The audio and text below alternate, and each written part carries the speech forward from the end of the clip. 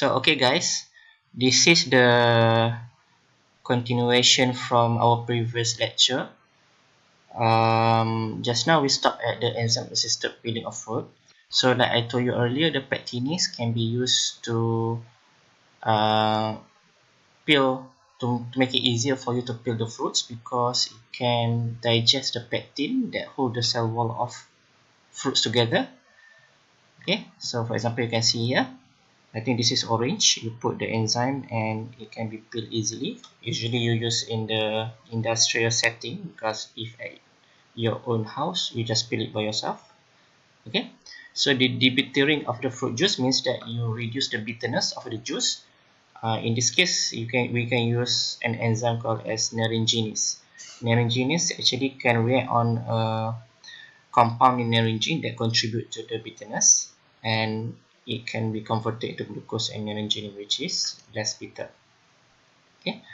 Also, using enzyme, you can what we call as retain the texture and improve the texture of fruits and vegetables. Okay. In this case, we can use an enzyme called as PME. PME stands for pectin methyltransferase. So when we use this enzyme together with an ion such as calcium, this can form a structure called as egg box model. So without these two these two components, which is calcium and also PME, you can get this structure, I think, which can lead to the softness of the food and make the food less valuable. Okay, so you can see here, binding of calcium to pectin increases the plant firmness and maintains its hardness and rigidity longer.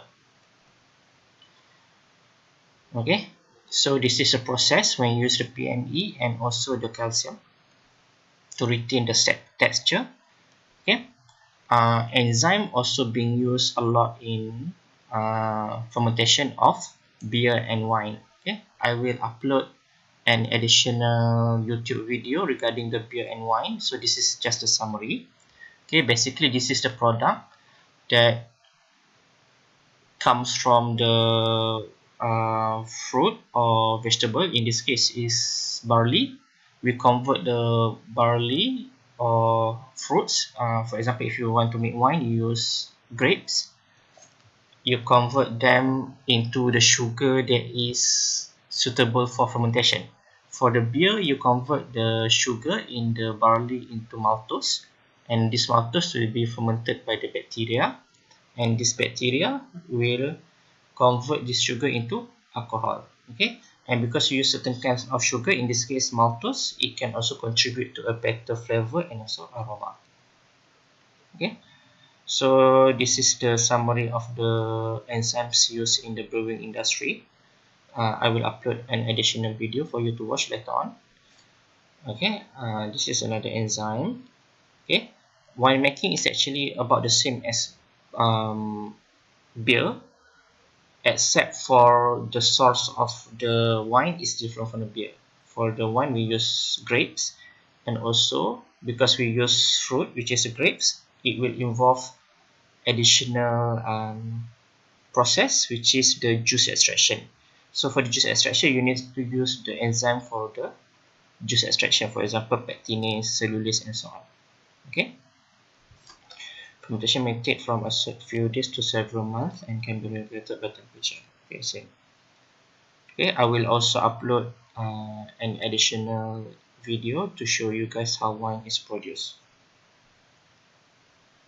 Okay, I think removal of urea produced by microbial activities during fermentation can also be done using the enzyme, which is urease. Yeah. So, like I said to you before, this is the important enzyme for the wine industry, which is mainly involved for the fruit extraction, which is pectinase to digest the cell wall, and also the cellulase to digest the cellulose. Also, proteases, xanalases, glutenases, and so on.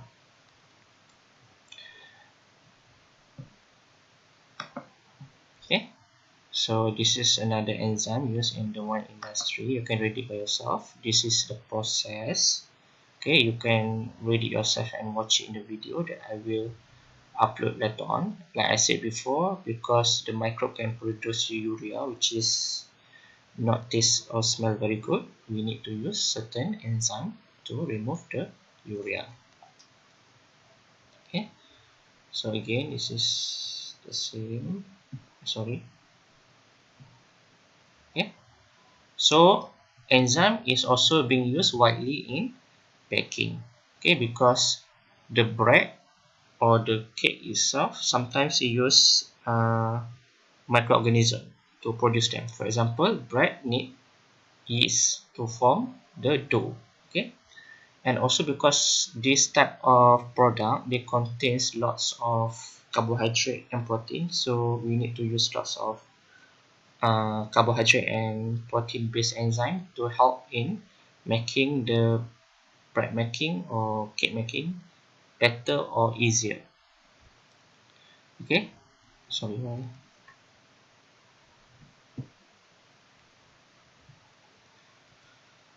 Okay, so this is the importance of enzyme in the baking industry. For example, as you can see here, it can accelerate the dough development, improve the volume and crumb structure, means the texture, improve the handling, so make the dough softer, delay stalling of the bread because starch they can cause stalling, and we can add enzyme to reduce the stalling of the starch.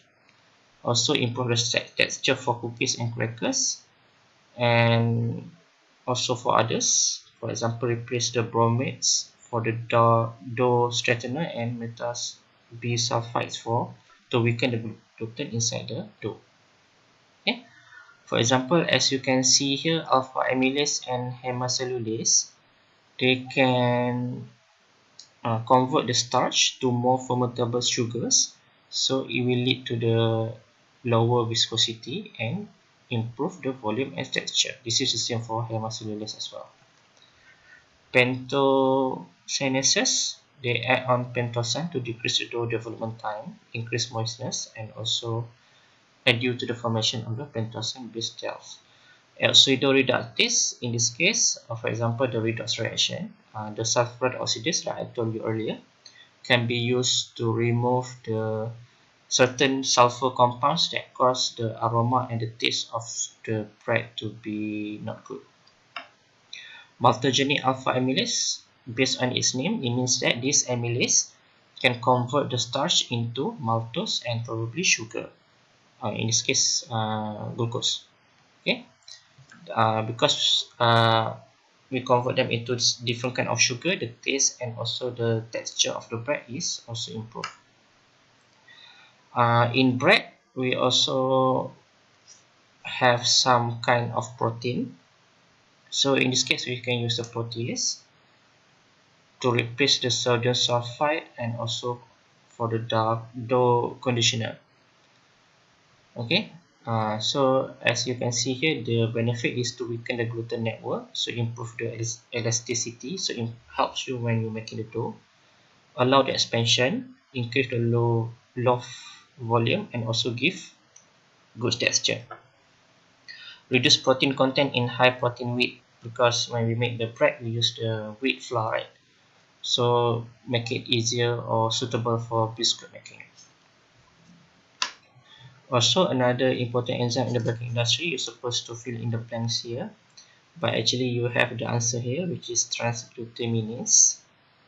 Okay, it will help in decreasing the dough extensibility and increasing resistance to stretching due to the reinforcement of the protein network. Like I told you earlier, transglutaminase is like a glue for the protein.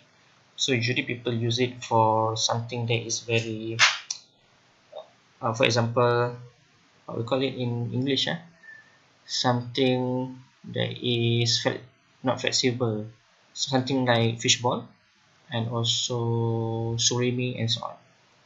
Okay. Also, there are also enzymes that can be used to reduce the acrylamide formation in fried food. Acrylamide can be formed in the high temperature food, and it is dangerous because it can contribute to the cancer formation. So we can use this enzyme to remove the acrylamide. So if your supervisor is Dr. Maimuna Sani, she is one of the expert in this chemical formation.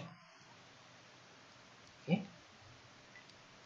So other food industries, we can also use different kind of enzyme, for example, meat tenderizer and also fish sauce production and so on. Okay, I think this is for the first part of the lecture.